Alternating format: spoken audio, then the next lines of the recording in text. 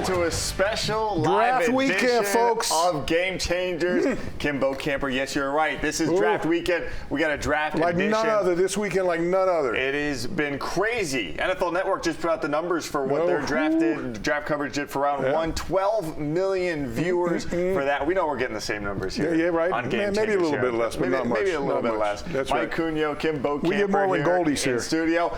And I'm glad you mentioned that because Steve Goldstein there is also here. There he is live with us. They got a little shine on your head there, Goldie. You got to pat it down a little bit. Come on now. You know, we just went up to 12.2 million viewers as I popped up. The Zoom, yeah, when you log in with the Zoom, that counts on the ratings points. First of all, Goldie, congrats to you. Congrats to me, because we rightly predicted what the Dolphins would do in the first round. You get -1 point for that's all right. For taking Keon Coleman. Look, he was the first pick in the second round. Yes. Look, so he was. Look, I talked about trading back. Yeah. It would have been there. It could have been. So, but let's start right there with the Miami Dolphins. Dolphins. Picked the chalk. Yeah, Chop Robinson out of Penn State goes to the Fins with the 21st pick. I want to get both your reactions to the pick. Bo, I'll start with you. What did you think when the Dolphins selected Chop Robinson? Well, I'll tell you what. I think he's a guy that needs a little work on his game, but what he's got is athleticism, and you can't teach athleticism, but you can teach fundamentals and techniques. And I think when he gets with that defensive staff, he's going to learn the fundamentals and the technique. And standing next to Bradley Chubb and Jalen Phillips, he's going to learn how to play the game. Yeah. I think he may not make a big impact in his first year, but as he moves along, I think he's going to be a very good player on this team for a long, long time. I asked Chop about the players who have reached out to him already on the team. I asked him earlier today. He said those two guys, Jalen Phillips, Bradley Chubb, which is good to see. All right, Goldie, what'd you like about the Chop pick? Or what didn't you like? Well, I like the position. You can never have enough guys, and we cannot forget in January when they went to Kansas City in that freezing cold game. I can't remember. I can't forget that. Mike had me outside. You were particularly frozen, Bo. The like Dolphins icicle that pop week out literally, they literally had to call guys off their couch at the pass rushing and defensive end position to play that playoff game. You can't have enough guys with Chubb and Phillips coming off injuries. I like the position. Now, what he's got that great first step.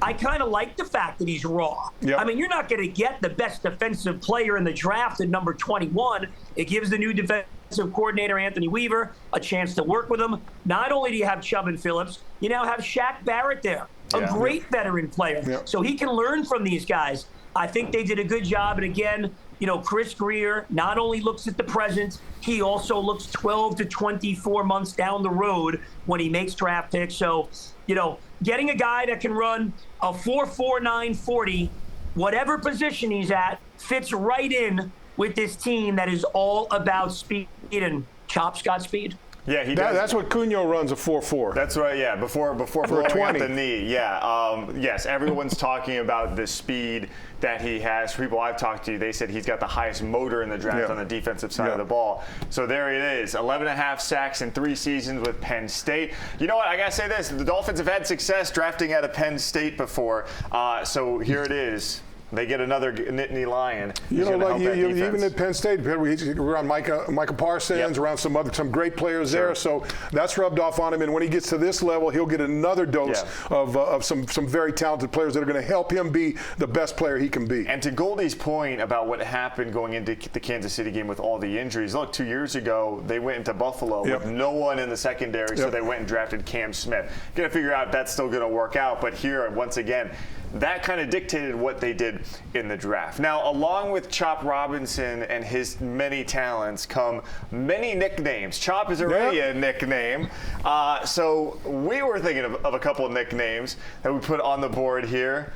Chop Speed, which is something he said. There you go. Troppy Chop, Tropical Smoothie, Chop Gun, ZZ Chop. Goldie, you're going to be calling these games. What's going to come out of Steve Goldstein's mouth when this guy gets a sack in the preseason? It was on the list. I came up with Chop Gun. I'm going to give it to you. The Chop movie Suey. Top Gun. I like Chop Suey. I'm not going to complain. Every sack, Chop Suey. But the movie Top Gun is all about speed and making things happen and drama. So I'm going to go with Chop Gun for Chop. By the way, his original nickname, if people don't know, was pork chop. Well, see, that's what that was going to be. You took the words right out of my mouth, Goldie. Well, he was born at 14 pounds, and then obviously he's a world-class athlete, so the pork has gotten left. Oh, his poor mom, his poor mother. She's a hero. So which nickname are you going to go with? You're going to be right there with Goldie. I'm going to go with Chop Suey. I'm going to be with that. Okay. He makes a big tackle, makes a big play. Chop Suey. I like the Chop gun. I like ZZ Chop because you get the music element to it. You can play the theme song. You play a little ZZ Top. You'd have to grow one of those long beards. You can have a lot of fun with this. Get one of those long gray beards. I joked today that this is really a marketing office's dream pick. Because, you know, the only thing better was if they drafted Kool-Aid McKendrick. Then you'd have two guys in there, right? Kool-Aid would have been flowing there. Yeah, pork chop and Kool-Aid. They don't pay you. Nice combination. They don't pay you enough. They don't pay you enough for what you guys are doing. All right, we are going to talk about what the Dolphins did in the second round as well. Obviously, they took an offensive lineman. We will get to that when we come back. Plus, a look at what happened around the AFC East. Did anyone else get better? Ooh. Stick with us on Game Changers Draft Edition. Oh.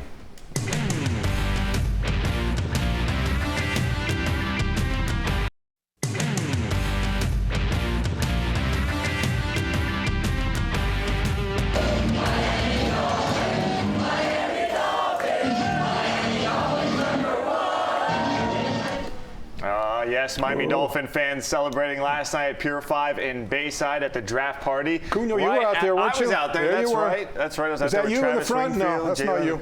Jalen Phillips was out there. O.J. McDuffie was out there. I don't know. Bo, I guess you were having the free dinner over at the Dolphins training facility. Yeah, I was eating free food. Me and Goldie know all about that. Yeah, right? You guys do. Steve Goldstein is with us in Tampa. Someone who's probably never missed a meal himself, Patrick Paul out of Houston. That was the Dolphins' second-round pick tonight with the 55th overall pick. Guy, 6'7", 330 pounds. Big man, long arms. Yeah. Goldie, to me, this felt like a looking down the road kind of pick. I don't know if I was Chris Greer, I probably would have gotten greedy, gone maybe wide receiver or tight end here. You surprised they went with offensive line, especially after that big run of offensive tackles in the first round? I'm not surprised at all. Chris Greer in these early draft picks makes it clear. He goes by his draft board. It's not draft for need. Draft's the best player. And as we discussed, he doesn't look 5 months down the road. He looks 12 to 24 months down the road. We love Teron Armstead. Great guy, great pro. The chances of Teron Armstead playing 17 games this year is pretty slim. Here's your left tackle, most likely, down the road, whether it's in the middle of this year, whether it's later this year, or whether it's in 2025. You got to go and get a guy at the tackle position. He could also play the right side. You have Austin Jackson there. So, yeah, it's not a sexy pick. It's not a guy that's going to go and make big plays and score touchdowns, but it's a position that you desperately need, and they got their heir apparent now. Yeah, you hit the nail right on the head. Teron Armstead, you don't know, like you said, when he plays, everyone pays attention and they play much better. But hasn't been able to do it almost for the majority of his career. Correct. This could be a guy that can sit back there and learn from him, and he can be one of the guys that if something happens over on the right side, you can swing him over there. I think it's a good pick for the Dolphins, and I think he's going to be a long time player here. I knew you would like this pick after the text I got from you last night, and I said offensive line, come on, Bo, and you said thumbs up. He's giving me a hard time for I like the guys lineman that play with snot coming out of their noses. That's right. So Bingo. I knew you were going to like this pick. You don't want to walk behind them when they're bent over either. That's another thing you want to see out there. Hey, you know what? As long as they're stopping people from hitting then you walk behind them all you want. I think this has been a bit of a polarizing pick for the Dolphins. Why would that No. Listen, I'm just relaying the pulse of the people on social media. I think many Dolphin fans were actually hoping for an offensive tackle in the first round because there were so many of them there. But I don't think they also wanted him to draft Brady Quinn years ago. So there you go. True. No need to take a shot. No more Notre Dame offensive lineman either. Fine guy. Okay. We were talking about the draft party yesterday. Jalen Phillips, he rolled up in style. He was promoting Finn's weekend. He shows up on a boat to downtown Miami. Skipped all the what I'm calling the Lauren Pastrana traffic because she was emceeing. The corporate run, so it was a little tough to get there downtown.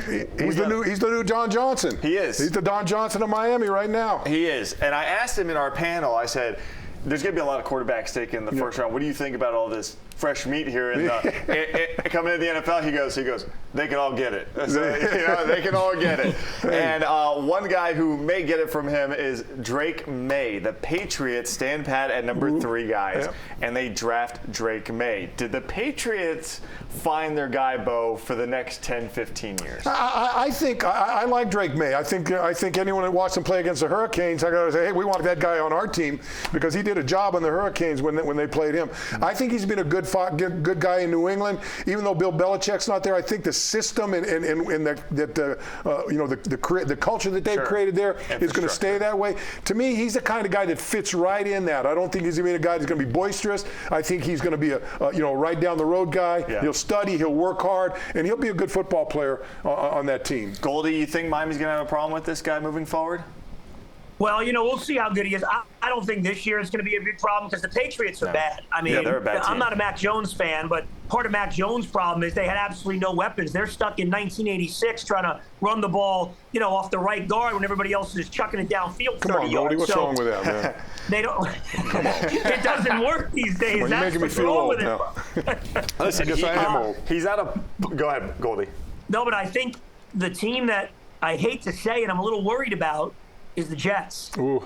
They go get that offensive lineman. Yeah. That kid out of Western Kentucky, he's a playmaker. He's fast. And if you're creative, he's kind of a Mike McDaniel type. You can move around. I don't know if Aaron Rodgers is going to be healthy. If he's not, then there's no concern. But if he's healthy, that's a little bit of a concern. Goldie, I was looking at that too. I was sitting there sweating that they were going to take Brock Bowers and we were going to have to deal with him for the next 10 years. You are going to have to deal with him this year because you play the Raiders. No doubt, but only once. Yeah, here's a look at the Dolphins draft picks the rest of the day. They don't pick again until rounds 5, 6, and 7. I did want to mention this about Drake May because I don't think he's going to be a plug, play, and win type of guy. He may play this year, obviously. You get drafted that high. Because, look, his completion percentage against decent teams, Miami, Clemson, NC State, UVA last year, under 60%. And a lot of those completion percentages were around 50%. Yeah, but he's got some work to do. Well, look, they're going to get him. They're going to give him reps. But I agree with you. He may not be a stud this year, but I think he's a guy that's going to improve year after year after year. He may not become an All-Pro. He may not become one of those guys, but I think he's going to be one of those solid guys that can run that team. They're going to have to run the ball a little bit. They're going to have to help him out with that. And again, going and getting more offensive line for him is only going to help more. All right. Before we hit the break, I do want to play a very large violin for my man Kim Bokamper because Keon Coleman, the guy he wanted the Dolphins to take in the first round, ends up going to the Buffalo Bills. Yeah. So, Bo, you're going to get to see him a couple times a year anyway. First pick in the second round, my friend. I don't think I was very far off because I talked about trading down, getting down right there, and I think he was down at 28 or 29. We'd be on our team. But now you got to root for him wearing the blue and red. He's slow-footed. No, can't catch. He was no good anyway. Can't catch. Not good. I can't get off the line of scrimmage. All right, when we come back here on Game Changers, we're going to talk a little hockey. That hockey team's doing something. So are the Miami Heat. Come on, stretch the series out a little, Goldie. Game Changers, Draft Edition. Jeez.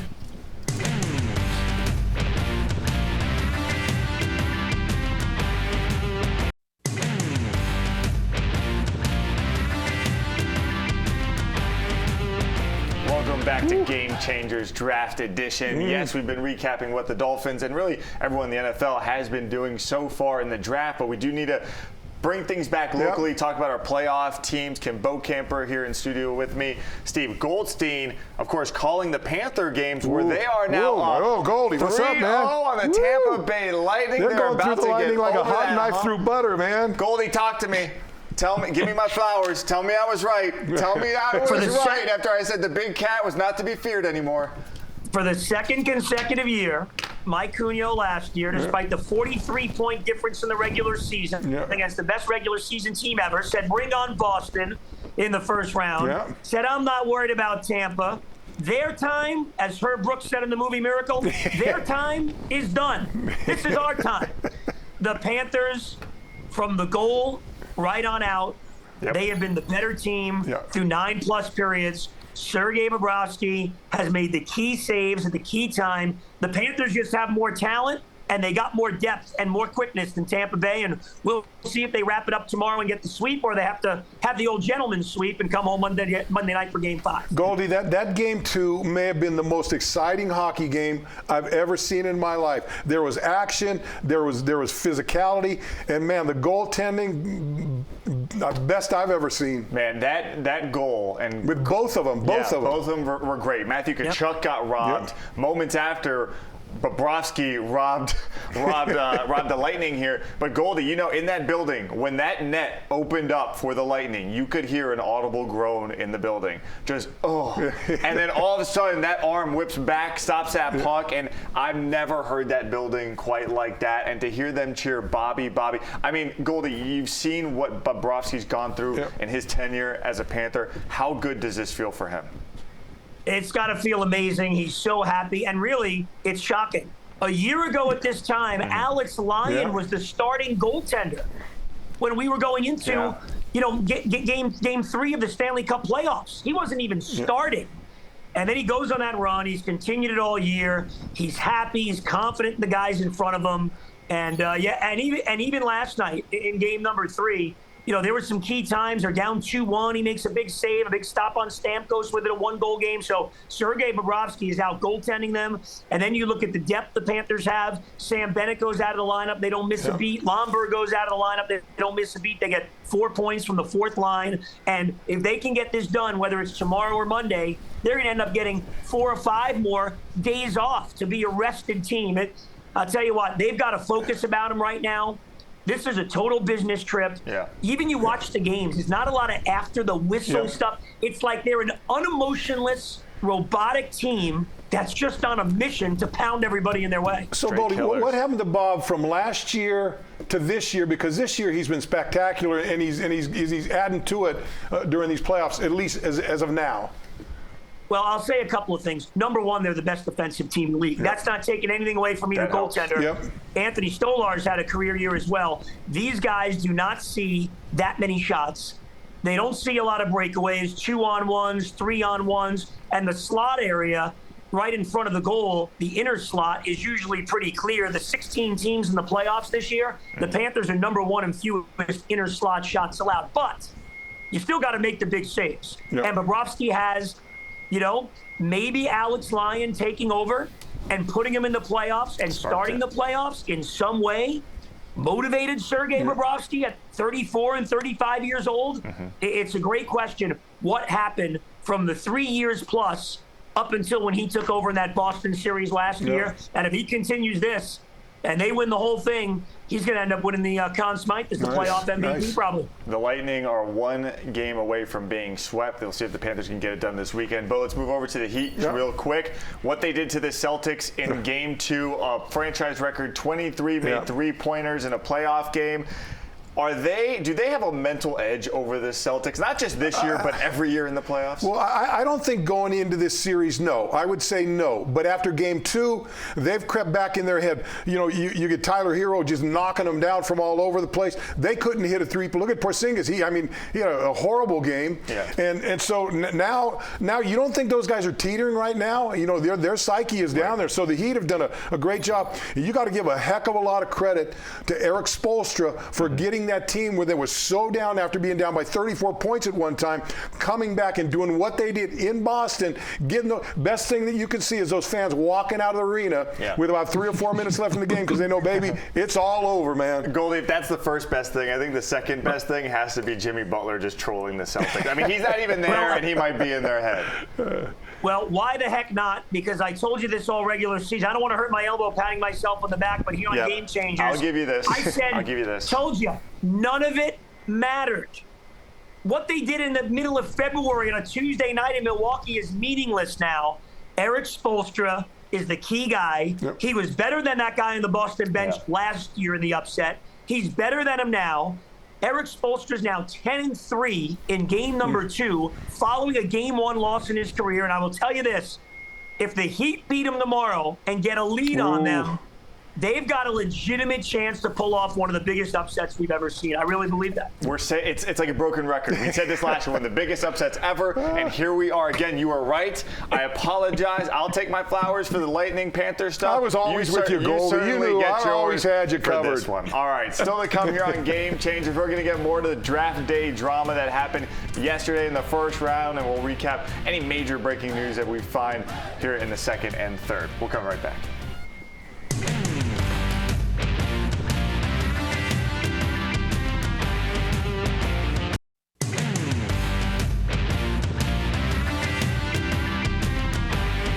Welcome back to Game Changers Draft Edition. Don't forget, Dolphins Draft 2024, our special tomorrow night at 7:30 live from the training facility outside Hard Rock Stadium. We will recap everything the Miami Dolphins have done. We'll talk to Chop Robinson one-on-one, and we'll, of course, hear from coaches and General Manager Chris Greer. Guys, let's wrap things up here on Game Changers. About a minute left. Let's grade what happened in the draft. The big story yesterday was Michael Penix Jr. going to the Atlanta Falcons. Goldie, you first. I need a letter grade on this pick that Falcons did after the Kirk Cousins signing. I'm going to go with the letter D, because when you give the other guy $180 million, you at least have to tell him the plan is we're going to go pick someone. You're the starter. Bring them along for a couple of years. To blindside the guy you gave 4 years, $180 million to, that really doesn't make a lot of sense to me, but maybe that's why they're at the Atlanta Falcons. I give him an F. You know, I think Arthur Blank wanted to send the general man, put one of those orange capes in Home Depot and send him out there after that pick. You scratching whatever hair he had. Oh, my God. He might have to sell Home Depot to pay both those guys. Guys, thank you so much for doing this with us. Draft Edition live on a Friday night. And to the viewers, thanks for hanging out with us. You get extra pay for this, right? We do not. Okay. That's right. Goldie and I do. Goldie and I might do. We get paid. Hey, we'll get you next week on Game Changers. Thanks for joining us. See you next time. Bye, Goldie. Good luck tomorrow.